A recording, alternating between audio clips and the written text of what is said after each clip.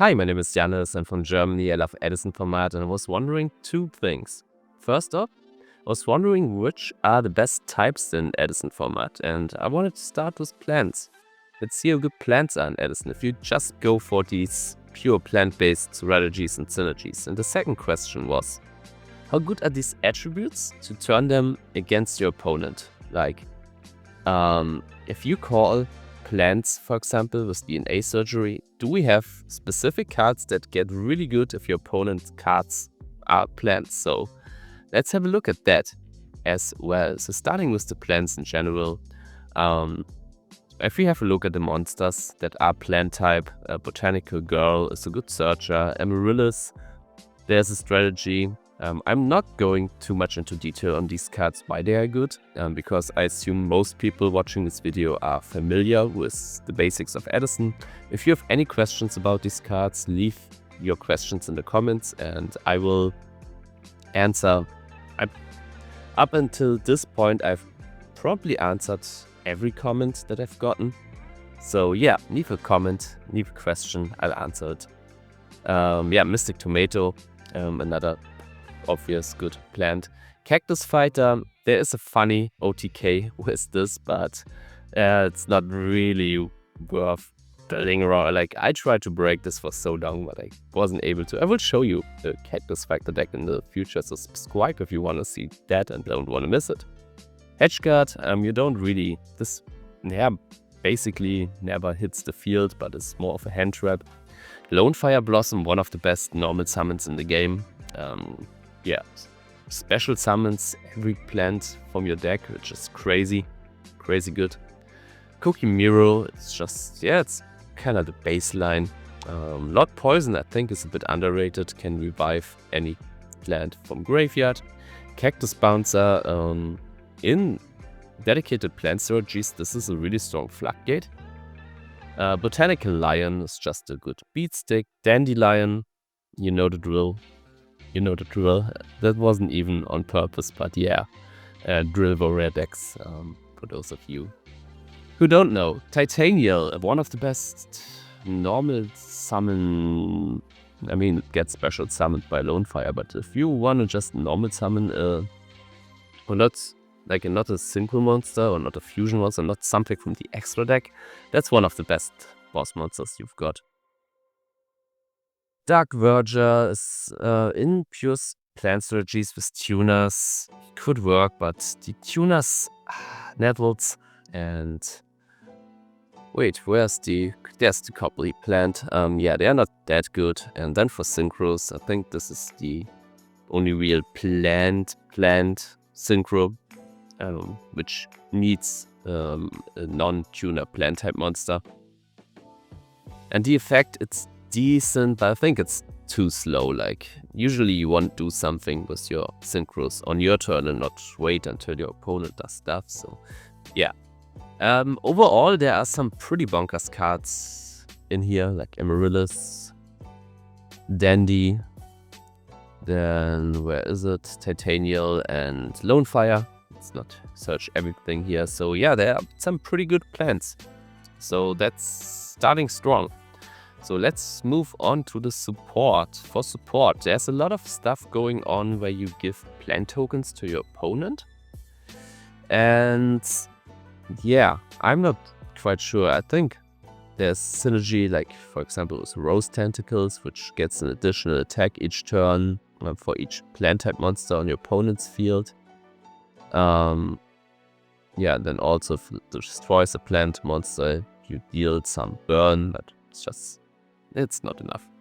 And I mean, the strategy is interesting and I considered building around it, but the fact that this one can't be special summoned holds it back so much. Like, if we at least could get this off a Lone Fire or off a Miracle Fertilizer or something like that, that would help a lot. Then we could actually do some stuff with it, but as it is, as it stands, I think that's not worth it. So, move on. Plant Food Shade.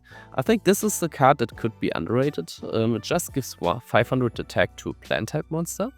But if it gets destroyed while equipped to a card, to a plant type monster, you can special summon one plant type monster from your graveyard. So you can just chain this to Heavy Storm activation or Roast Dragon or I don't know, a Mystical Space Typhoon, even in cases like, I don't know, it's just let it sit, and if your opponent tries to destroy it, Icarus attack it or Geyserus it or how's it called, this Gladiator Beast? I forgot the name. The wind one, 1500 attack, limited to 1. Lakrari, is it, right? Is it? No, it's not Lakrari. Lakrari is the fired. I don't know. Let me know in the comments which name I'm looking for. You all know it. So yeah, just chain it and then get back your Titania or something. And sometimes these 500 attack can make a difference. But yeah, generally it's not a broken card.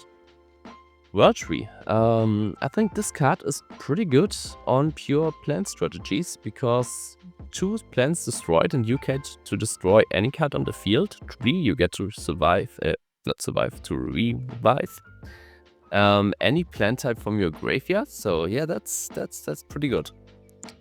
But then again, it has to stay alive until your plans actually hit the graveyard. So Wall of Thorns is basically a mirror force, but just when for plant monsters, like if plant monster gets attacked, you do the mirror force, which is good, but I think it's not enough.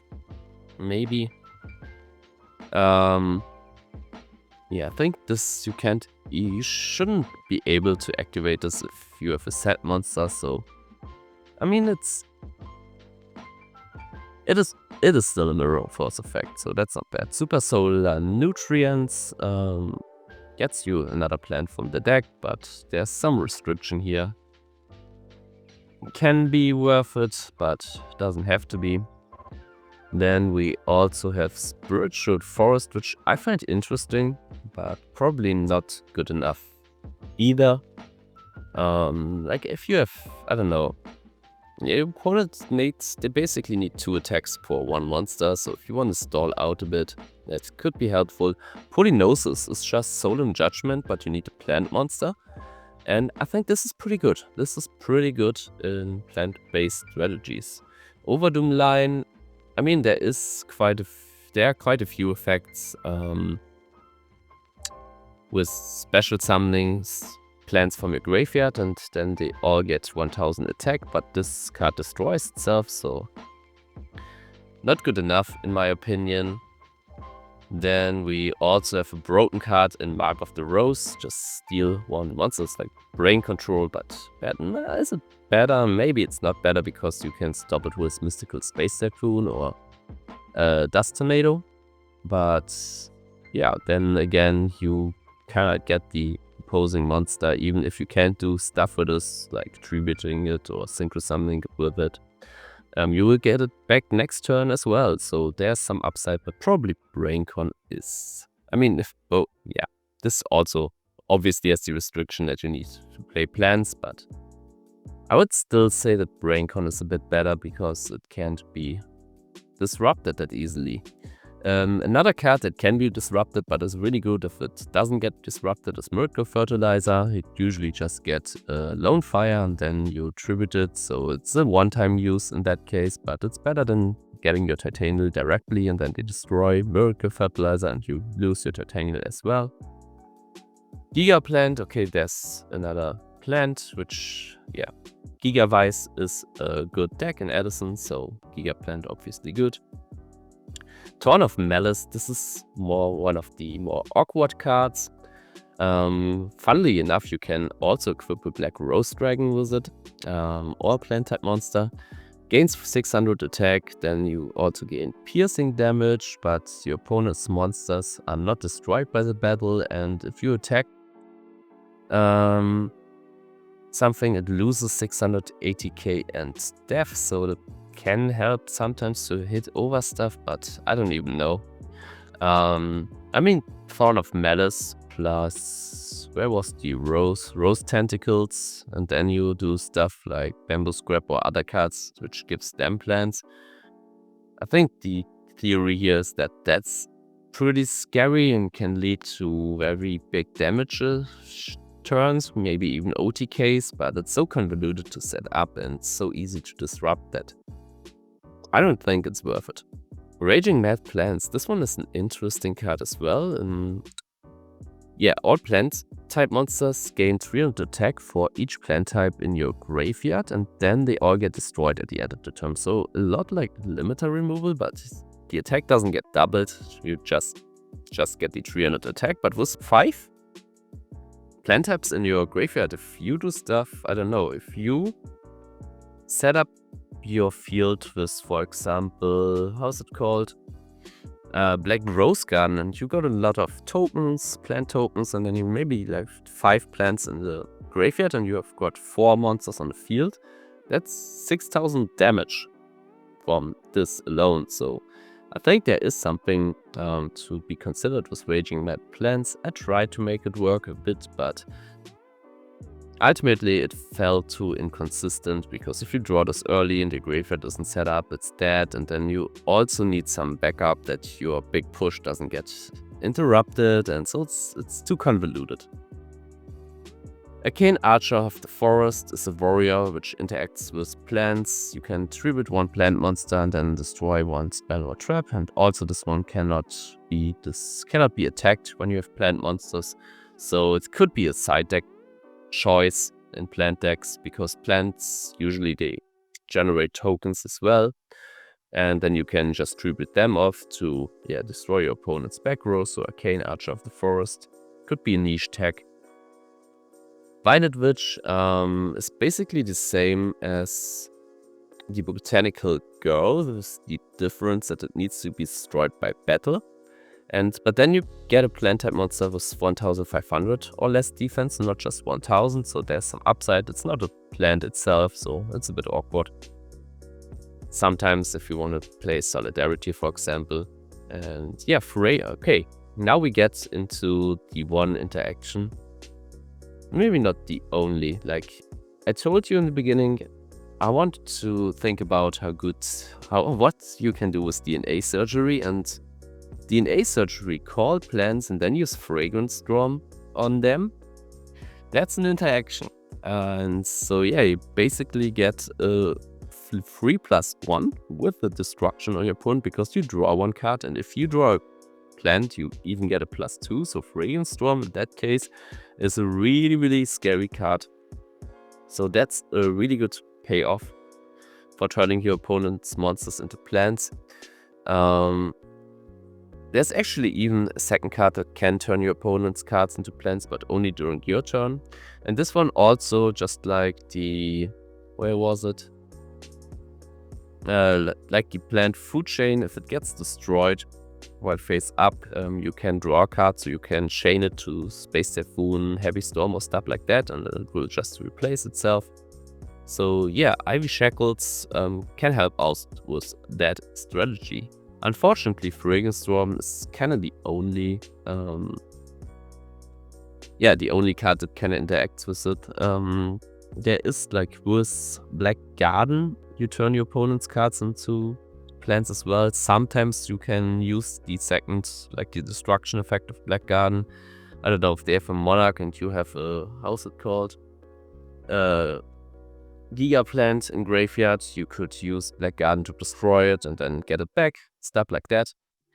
But other than that, there's also, only the World Tree is the next interaction to be had here, but that's also a pretty good one, because every monster from your opponent that gets destroyed gets a token on the World Tree as well. So with if you have DNA Surgery, World Tree, and Fragrance Storm, you destroy one of their monsters and then you get a token here as well. Also, if you use the 2 counters to destroy a monster, which is then a plant, you get 1 token back immediately. So the World Tree, DNA Surgery, calling plant is actually pretty good.